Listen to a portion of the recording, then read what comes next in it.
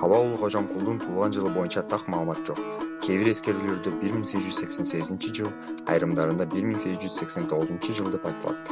Кыргызстандын саясий документтер архивинде Чүй облусунун Суу-Самыр өрөөнүндөгү Кең Суу кыштоосунда 1889 жылы туулгандыгы белгиленет.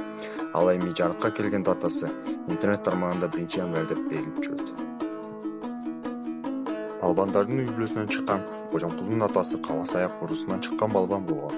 Эл оозуна Кабанын Жоо Жүрөк жайлоосунда арктын боюнда салмагы 1 тонна 274 килограммдык ташты тээп, чылдырган эрдиги айтылып келет.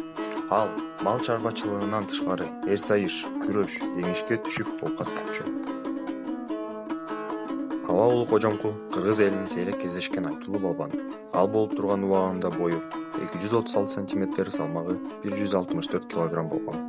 Бут кийиминин өлчөмү 52, колунун баш бармагынын калыңдыгы 4 см, алаканын узундугу 26 см экен.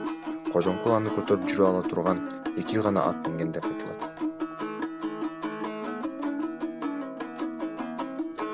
Кожомкул Аймончок деген кызга үйлөнгөн. Алымбек, Турунбек, Амантай, Муктар аттуу уулдары жана Нуржамал деген кызы болгон.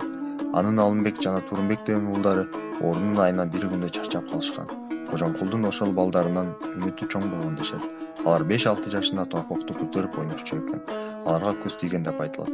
Ал эми кийинки балдар Муктар менен Амантай алптыгы менен айырмаланбаган катардагы эле балдар болуп чоңоюшкан. Ошондуктан мүмкүн мен баатыр кызга үйлөнсөм, балдарымдын баары ата-бабаларымдын жолун жолдомоктур деп айтып калчу дешет. Балбан Кожомкул Каба уулу 1955 жылы 67 жаш курагында өмүрдөн өткөн. Борбордогу спорт ордосу Алп балбандын атын алган.